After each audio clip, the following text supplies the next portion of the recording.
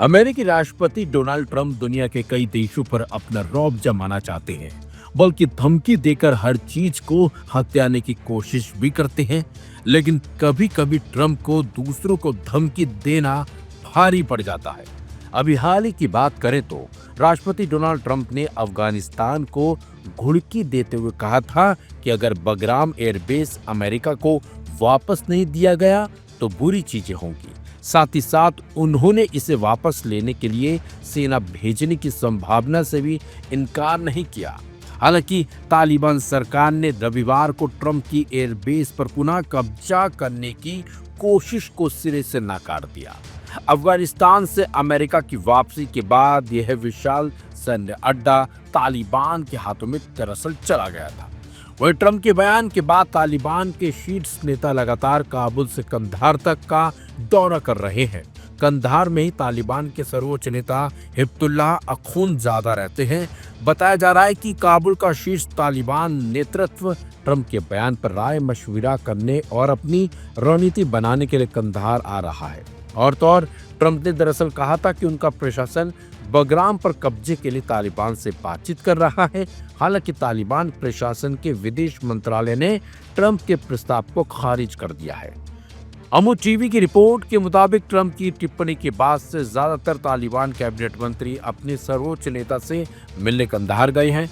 उन्होंने बताया कि इस चर्चा में रक्षा मंत्री मोहम्मद याकूब मुजाहिद की कतर यात्रा भी शामिल थी, जहां कतर के अधिकारियों ने बगराम के संबंध में वॉशिंगटन के अनुरोध को उठाया था। सूत्रों के मुताबिक बैठकों में तालिबान नेताओं को बताया गया कि दोहा समझौते के तहत अमेरिका तालिबान की भागीदारी के साथ आतंकवाद विरोधी अभियानों में अफगान क्षेत्र का उपयोग कर सकता है। सूत्रों ने बताया है कि तालिबान नेता हिब्बुल्लाह अखुंदजादा ने अफगानिस्तान में किसी भी अमेरिकी सैन्य उपस्थिति को अस्वीकार कर दिया है। इसके साथ ही उन्होंने अंतर्राष्ट्रीय समुदाय के साथ राजनीतिक जुड़ाव की आवश्यकता पर जोर दिया। सूत्रों ने आगे बताया है कि बैठकों के दौरान कुछ लोगों ने चेतावनी दी कि अगर तालिबान वॉशिंगटन के साथ बातचीत करने से इनकार करता है तो तनाव बढ़ने के बाद अमेरिका अफगानिस्तान वापस लौट सकता है। तालिबानी नेताओं ने जवाब दिया है कि वे इस तरह के किसी भी कदम का विरोध करेंगे। अफगानिस्तान ने अमेरिका को जवाब देते हुए कहा है कि सभी द्विपक्षीय वार्ताओं में अमेरिका को लगातार बताया गया है कि अफगान की स्वतंत्रता और क्षेत्रीय अखंडता सर्वाधिक महत्वपूर्ण है। पूरे इतिहास में अफगानों ने कभी भी अपनी भूमि पर विदेशी सैन्य उपस्थिति को स्वीकार नहीं किया है। तालिबान ने दोहराया कि उनके लिए अफगानिस्तान की स्वतंत्रता और क्षेत्रीय अखंडता सबसे महत्वपूर्ण है। उसकी ओर से अमेरिका को दोहा समझौता भी याद दिलाया गया कि अमेरिका ने यह वादा किया था कि वह अफगानिस्तान की राजनीतिक स्वतंत्रता या क्षेत्रीय अखंडता के खिलाफ बल का इस्तेमाल नहीं करेगा और न ही आंतरिक मामलों में दखल देगा। तालिबान के मुताबिक अगर अमेरिका अच्छे और सामान्य राजनयिक संबंध, खनन, कृषि आदि में निवेश और द्विपक्षीय व्यापार चाहते हैं तो उनका स्वागत है, लेकिन अगर उनकी कोई लालची महत्वाकांक्षाएं हैं तो उन्हें ब्रिटिश आक्रमण से लेकर हालिया अमेरिकी कब्जे तक अफगानिस्तान के इतिहास को एक बार फिर देखना चाहिए। यानी कि अफगानिस्तान ने साफ कर दिया कि अमेरिका ने बुरी नजर से देखा अफगानिस्तान को तो उसका खामियाजा अमेरिका को भुगतना पड़ सकता है।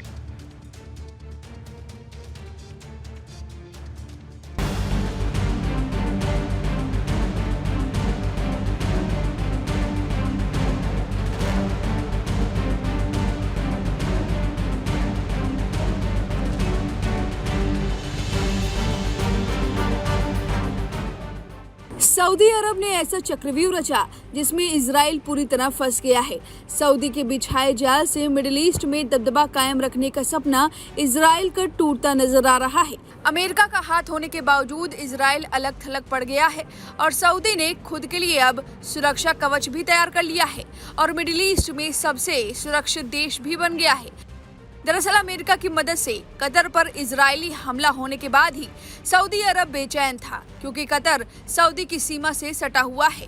जब इजराइल कतर पर हमला कर सकता है तो सऊदी अरब पर भी कर सकता है और मिडिल ईस्ट में केवल इजराइल ही है जो परमाणु हथियार से संपन्न देश माना जाता है। लेकिन अब सऊदी ने अपने दांव पेच से खुद के लिए सुरक्षा कवच की तैयारी कर ली है। अमेरिका इजराइल का साथ दे रहा है, ये जानते हुए सऊदी अरब ने अमेरिका से किनारा कर पाकिस्तान से डिफेंस डील कर ली। इस डील में अब तक जो जानकारी मिली है उसमें कहा गया है कि दोनों में से किसी पर भी हमला होता है तो दोनों पर माना जाएगा और दोनों मिलकर जंग करेंगे। साथ ही पाकिस्तान का जो परमाणु हथियार है उसे सऊदी भी इस्तेमाल कर सकता है। यानी मिडिल ईस्ट में सऊदी अरब ऐसा इस्लामिक देश बन गया है जो परमाणु सुरक्षा का इस्तेमाल कर सकता है। बदले में सऊदी पाकिस्तान को आर्थिक सहायता दे रहा है। अब ऐसे में इजराइल को बड़ा झटका लगा है, क्योंकि मिडिल ईस्ट में इजराइल ही एक ऐसा देश है जिसके पास परमाणु हथियार है और वो नहीं चाहता कि किसी और देश के पास ये परमाणु हथियार हो, क्योंकि उसका सपना है ग्रेटर इजराइल बनाने का, जो कि टूटता हुआ नजर आ रहा है। इतना ही नहीं, इजराइल ने भले ही जंग में हमास की सेना को पछाड़ दिया हो, लेकिन सऊदी के दांव से दुनिया के सामने इजराइल हारता हुआ दिखाई दे रहा है। दरअसल सऊदी ने 2 स्टेट को लेकर एक मुहिम की शुरुआत कर दी। सऊदी का कहना था कि जब तक फिलिस्तीन को अलग मुल्क नहीं माना जाएगा तब तक मिडिल ईस्ट में शांति नहीं आ सकती। सऊदी की इस मुहिम को पहले फ्रांस और अब ब्रिटेन, कनाडा, पुर्तगाल और ऑस्ट्रेलिया जैसे देशों का समर्थन मिला है। फिलिस्तीन मुल्क को लेकर इजराइल के साथ सिर्फ अमेरिका है। ब्रिटेन और फ्रांस जैसे देशों ने जिस तरीके से झटका दिया है उसे इजराइल के लिए कूटनीतिक हार माना जा रहा है। फिलिस्तीन अगर अलग मुल्क बनाता है तो आने वाले वर्षों में इजराइल की स्थिति ठीक नहीं रहने वाली, क्योंकि फिलिस्तीन के पास अपनी सेना होगी, उसे हथियार रखने का भी परमिशन होगा। सऊदी ने एक दांव में ईरान को भी अब साध लिया है। दोनों के बीच सुरक्षा को लेकर बातचीत हुई है। सऊदी और ईरान पर्दे के पीछे 2015 के बाद कट्टर दुश्मन रहे हैं, लेकिन अब रिश्तों में धीरे धीरे सुधार आ रहा है। दरअसल सऊदी अरब पहले के मुकाबले काफी बदल रहा है। दुनिया के सामने वह अपनी अलग छवि बना रहा है। जब से मोहम्मद बिन सलमान ने सत्ता संभाली है तब से वह दुनिया के अन्य देशों के सामने क्लेवर के साथ पेश हो रहे हैं। वह कई देशों के साथ अपने संबंध को बेहतर कर रहे हैं, जिसने इजराइल की टेंशन और बढ़ा दी है। इतना ही नहीं, 2021 में सऊदी लेबनान संबंध और अधिक खराब हो गए थे, जब सऊदी ने लेबनानी राजपूत को अपने देश से निकाल दिया था और अपने राजपूत को वापस बुला लिया था। साथ ही लेबनानी उत्पादों पर आयात प्रतिबंध लगा दिया था। इसके बाद हिजबुल्लाह के तत्कालीन नेता हसन नसरल्लाह ने सऊदी क्राउन प्रिंस मोहम्मद बिन सलमान को आतंकवादी कहा और यमन में सऊदी की भूमिका की कड़ी आलोचना भी की थी।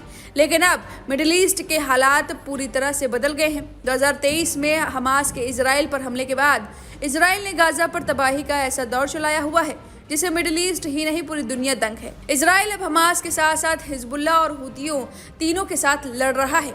हाल में ईरान के साथ भीषण युद्ध भी किया और अब कतर पर भी हमास के नेताओं को निशाना बनाने का हवाला देते हुए हमले किए। पूरे प्रकरण से अब अरब देशों में भी खलबली मच गई है। साथ ही अब अरब नेटो बनाने की बात सामने आई है।